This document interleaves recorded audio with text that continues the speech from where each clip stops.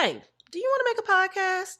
Spotify's got a platform that lets you make one super easily, then distribute it everywhere and even earn money all in one place for free. It's called Spotify for Podcasters, and here's how it works. Spotify for Podcasters lets you record and edit podcasts right from your phone or your computer. So no matter what your setup is like, you can start creating right now. Then you can distribute your podcast to Spotify and everywhere else podcasts are heard. Video podcasts are also available on Spotify, and when you want to take your conversation with your fans to the next level, Q&A and polls are the best way to get them talking. With Spotify for Podcasters, you can earn money in a variety of ways, including ads and podcast subscriptions. And best of all, it's totally free with no catch. I've hosted my podcast on Spotify for Podcasters since day one, so I highly recommend you give it a try. Download the Spotify for Podcasters app or go to www.spotify.com/podcasters to get started today. Okay, question. Do you like the music I use for the podcast? Be honest, y'all. Well, I love it, and I get all of my dope beats from Epidemic Sound. If you're looking for the perfect music for your podcast, Instagram videos, TikTok, YouTube channels, or anything royalty-free in general, I am telling y'all, Epidemic Sound is the way to go. Affirmations for Black Girls is proudly brought to you by Epidemic Sound, the ultimate music library for creators. All of my favorite creators use it, so I decided to start using it too, and the curated albums and themes literally blew me away, y'all. I can literally go on there and search songs for podcasting or songs for blog videos or listen to curated lists featuring Black artists. Now, I have been using Epidemic Sound for almost 5 years now, and I can honestly say I swear by it. You get high quality royalty free sounds, a wide range of genres, moods, and even sound effects. So today, if you use my link down in the show notes, you can try Epidemic Sound for free for 30 days and see how you like it.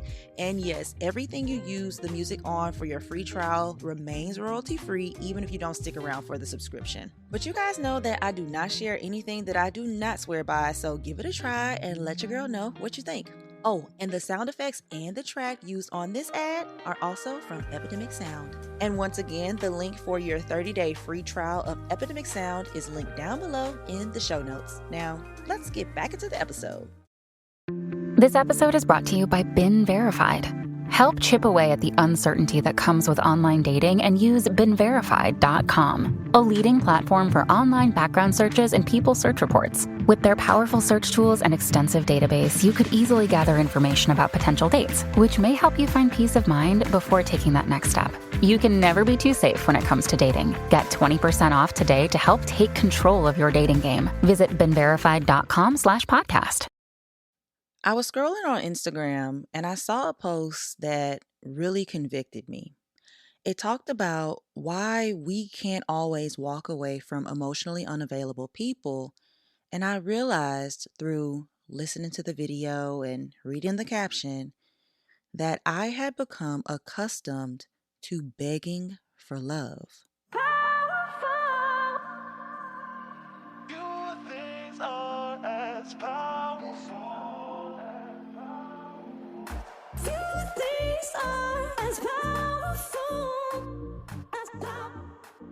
What is up, beautiful people, and welcome back to another Pep Talk Wednesday. I am Tyra, the creative, your host and virtual cheerleader for the day, delivering a midweek pick-me-up that you have been craving. So get ready for some encouraging words and a dose of inspiration to brighten your day. Ready? Okay.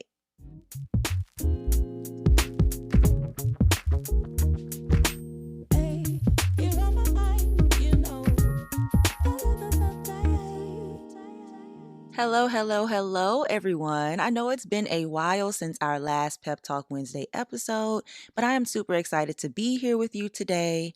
We are going to be talking about the phenomenon of begging for love.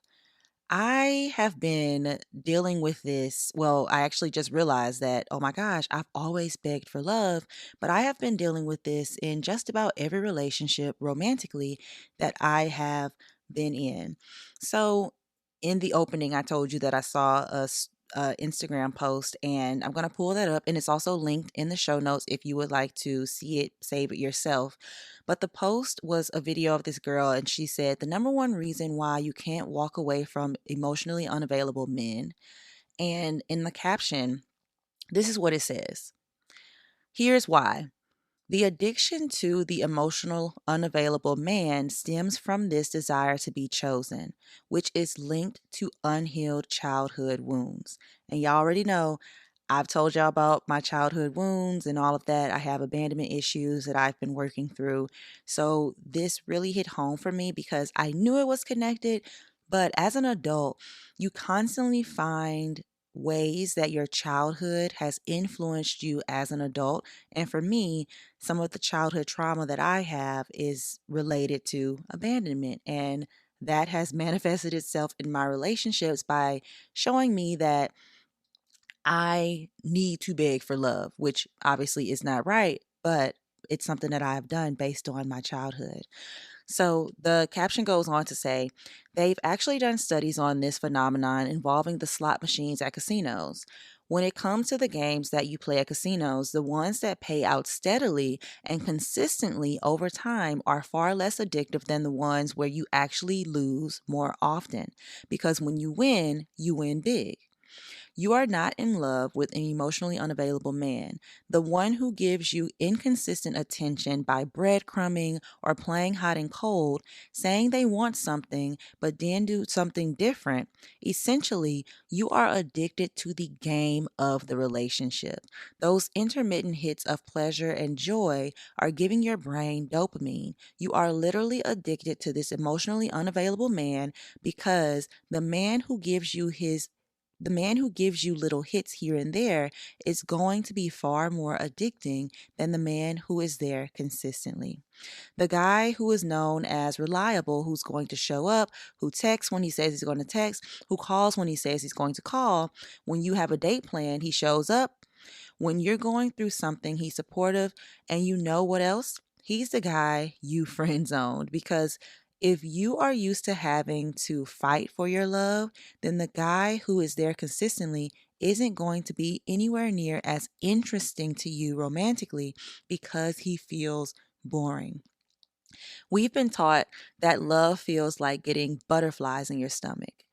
And this is her caption says, "Babe, that is anxiety. The emotionally unavailable man that's making your tummy do flips is doing so because your nervous system is literally trying to warn you about him, and instead, you're all giddy over the butterflies." This caption is so funny, y'all. Um to break away from an emotionally unavailable man, you have to break away and go cold turkey, just like an addict would. And to stop attracting this type of partner, tend to that inner child within so that unavailability becomes a turnoff to you. So that was the whole caption. Now, she was specifically talking about unavailable men, and I'm guessing she also has a course. That's why I didn't go on to share all of that. But she was specifically talking about unavailable men because I guess her audience is mainly female, but this rings true across the board. Everyone could be emotionally unavailable. It doesn't matter if you're a man, woman, or whatever. So when I read this, I was like, wow, I really have dealt with this in my entire life. Just quick backstory.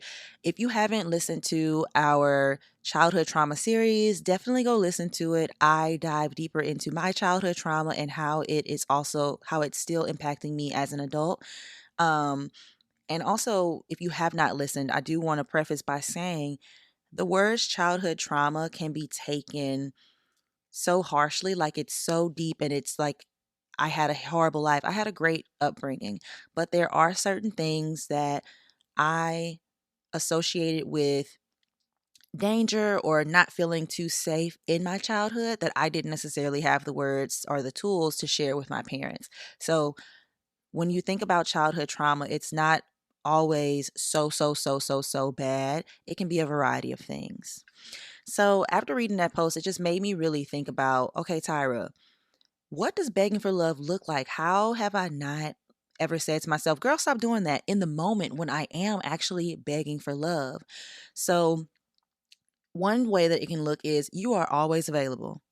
That this is, and I'm talking about things that I have actually done. So, you guys remember firefighter guy? I was always available to talk to this guy, and he barely ever had time for me. And he was one of those guys that would breadcrumb, and he would just say it in a way like, "Oh, well, I'm really busy. I have work. I have work. I have work. I'm free in 2 weeks." What, sir? No, you got time before 2 weeks, but okay, it's cool. But my response to that would be, okay, well, I'm flexible. Okay, I'm always available. It kind of felt like I was just waiting around for him to want to see me. And in a sense, that is begging for love. You should make yourself available for someone. But I, since he was very unavailable with his time, I would move things around. I would cancel plans with friends or move, like just move them instead of keeping my promises to whatever else I had going on. I would change it because this is the only time that this man was available and I wanted to see him. Another way it could look is there is a constant feeling that you're not good enough. And I have felt like this in not my last relationship, but relationships prior to. I constantly felt like I was not good enough, and mainly in the relationship that I was in when I moved out to Los Angeles. And I think it really stemmed from the fact that when I would look around at his friends or the people that he hung out with or the people that he spoke highly of, I didn't see anything like me in those people, whether it was, friends or women, men, whatever. I didn't feel like I'm like, okay, well, this is what you like, but you don't tell me what you like about me. And that feeling then began to make me want to change myself. And one thing that Tyra will never do again, y'all, is change herself for no man. Do not change yourself for a man. Do not change yourself for a partner. The beauty of a relationship, a healthy relationship, and a relationship that you should be in is that they love you for who you are. You do not have to change. And what I mean by that is change things that are intrinsically you. Like, for example, this is a very crazy example, but it's the first thing I could think of. If you like eating hot dogs with mayonnaise on them. And when you're around this person, they constantly make you feel bad for loving this thing.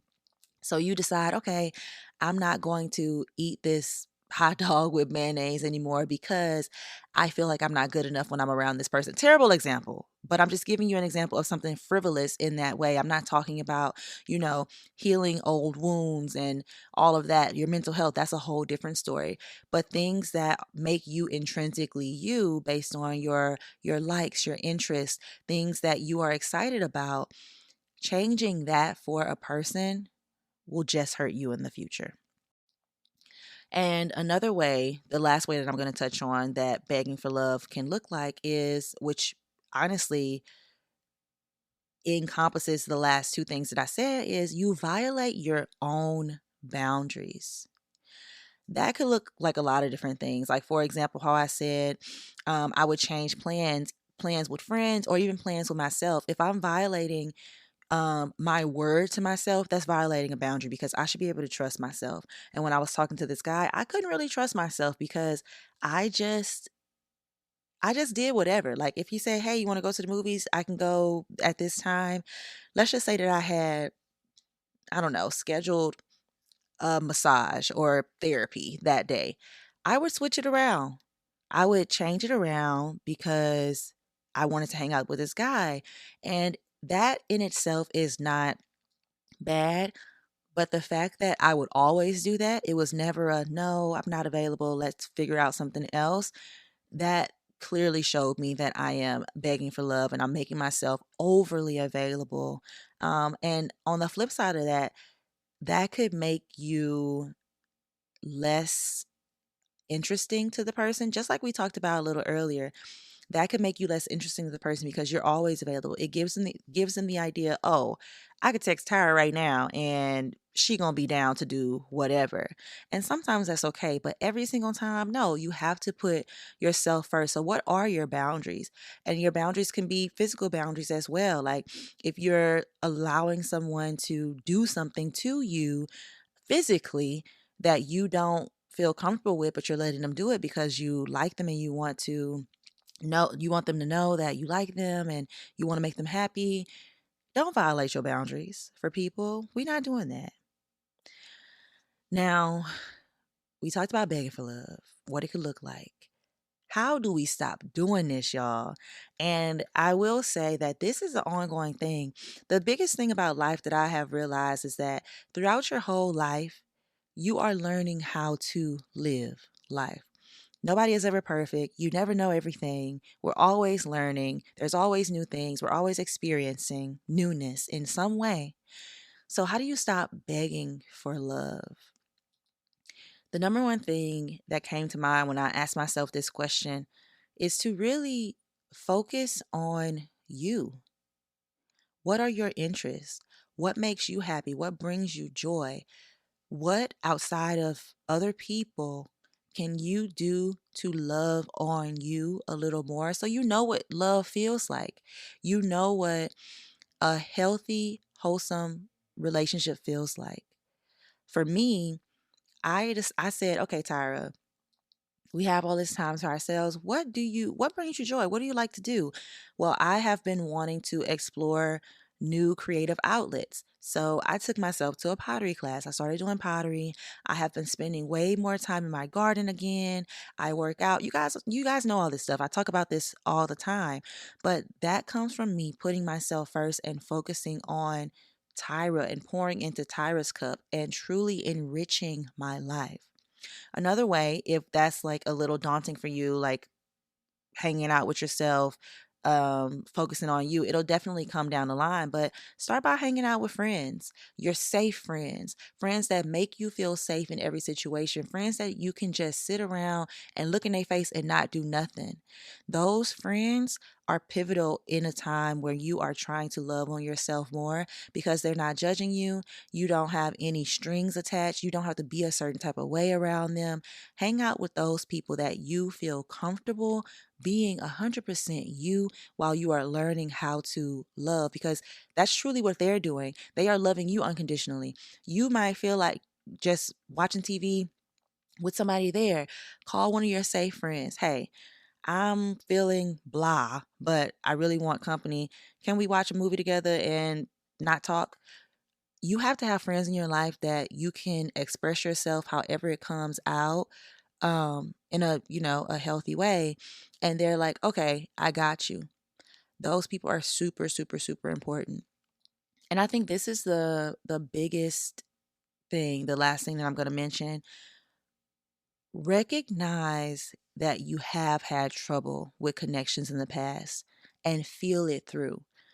When I was growing up, I did recognize that I had like a weird relationship with relationships, but I didn't know, I couldn't put my finger on it. And two, I would always just literally throw it to the back of my mind. I would suppress it. I would try not to think about it. I would deflect.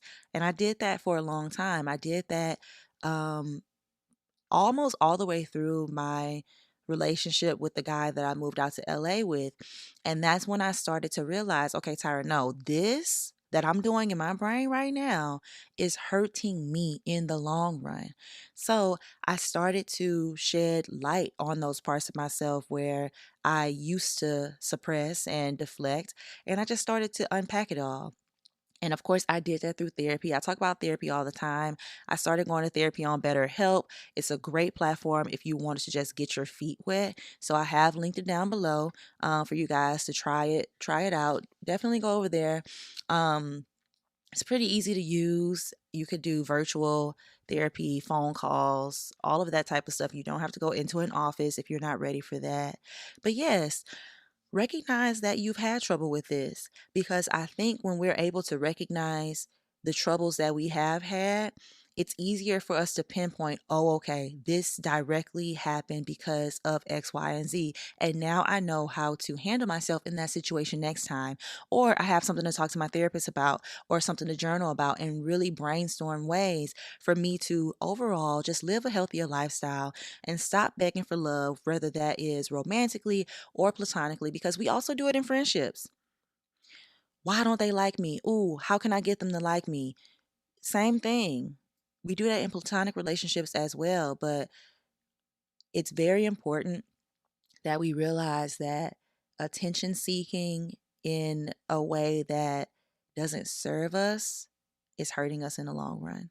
So you guys know that for each of these Pep Talk Wednesdays, I give you a challenge. So today's challenge is just a journal prompt. I want you to ask yourself this. When you are thinking about relationships as a whole, whether you have more trouble in the platonic relationship arena or romantic relationship arena or both, both, I want you to ask yourself, well, first, I'm going to tell you why I'm going to give you this challenge. I saw another post on Instagram, a video by Emmanuel Ocho. He has a YouTube channel called Conversations with a Black Man. That's how I found him. But then I started following him on Instagram. And I came across a video the other day. And he was just saying the easiest way to delay, detour, or deny your destiny is to continue to feed an emotional connection with people that are no good for your life. And that really hit me because especially now that I'm dating and I'm, entertaining men and trying to figure out what my life will look like in the future because, I want a husband, I want to be married and all of this stuff. I think I need to be a tad bit more intentional on that, feeding emotional connections with people that are no good for your life because girl, when a relationship is empty, when a relationship is not serving you, when a relationship is hindering you, all of that stuff. It's just about making sure that you're not suppressing it, deflecting that idea, you are exploring it and recognizing the way that you feel, taking inventory of all of that. And then ask yourself, are you moving in purpose, with purpose, or on purpose? Is this connection serving me?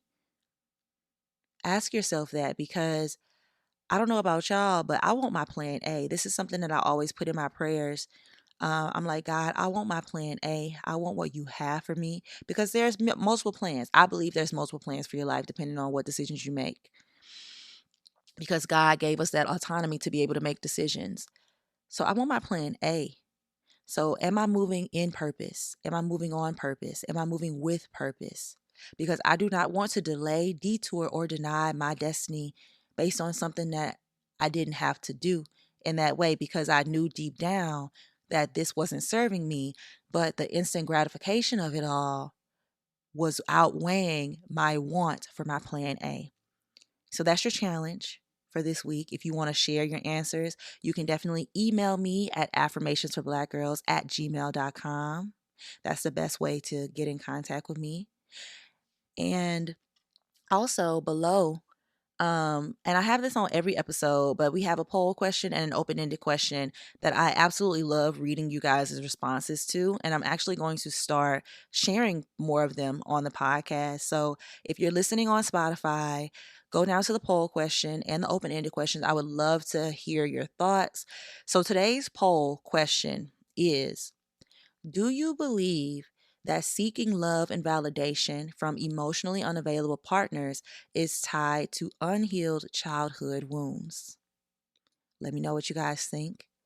And then our open-ended journal question of the day is, can you identify any specific childhood experiences or wounds that might have influenced your relationship choices? And how can you work on healing those wounds? I've talked about this in detail on the childhood trauma series. If you guys scroll back on the podcast, you'll see, I think it's 7 episodes. It's a very, very, very good listen. But yes, you guys, we are done begging for love.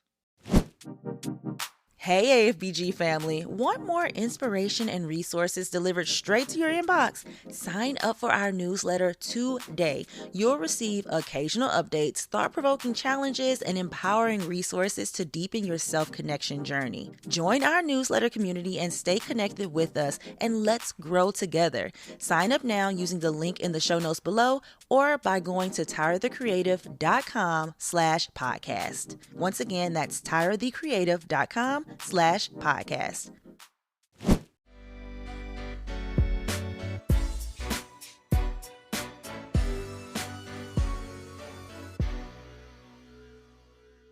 Relationships are like flowers.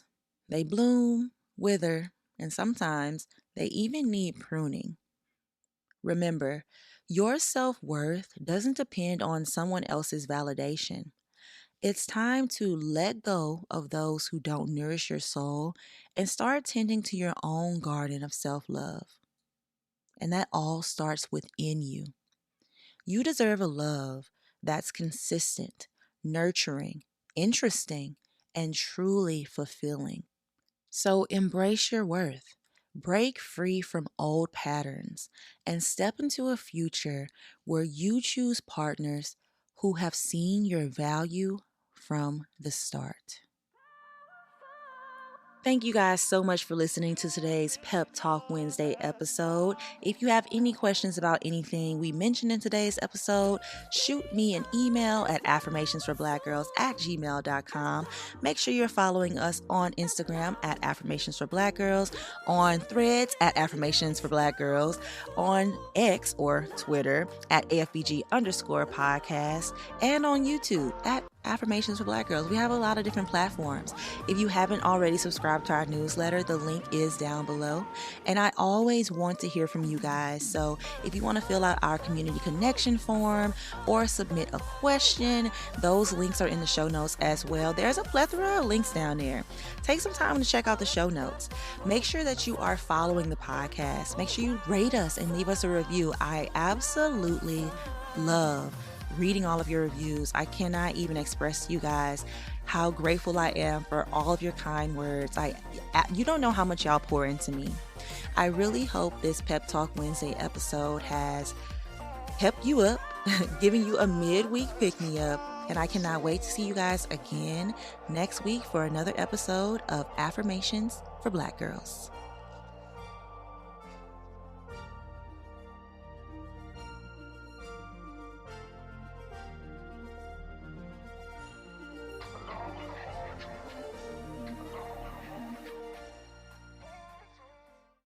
Y'all know I am all about self-care, and one of my favorite self-care activities at night is listening to a sleep story. So I've been using this meditation and sleep app called Calm that I think you guys would really like. I mean, I've talked about it a few times on the podcast already, so it's only right that I tell you guys about it. So I love the sleep stories, and they are the perfect way to wind down and drift off to sleep after a long day. And y'all, to be honest, I recommend the ones that are actually for kids the most because they have fun voices, music, and sound effects. But they also have some that are more meditation based to drift off to sleep as well, which I listen to when I'm feeling anxious or I've had a really tiring day. So I want to help you experience the joy meditation brings to my life. So I'm giving you a 7-day free trial of the Calm app. So head to the link in my show notes to check out the Calm app today and prepare to be more calm on a daily basis.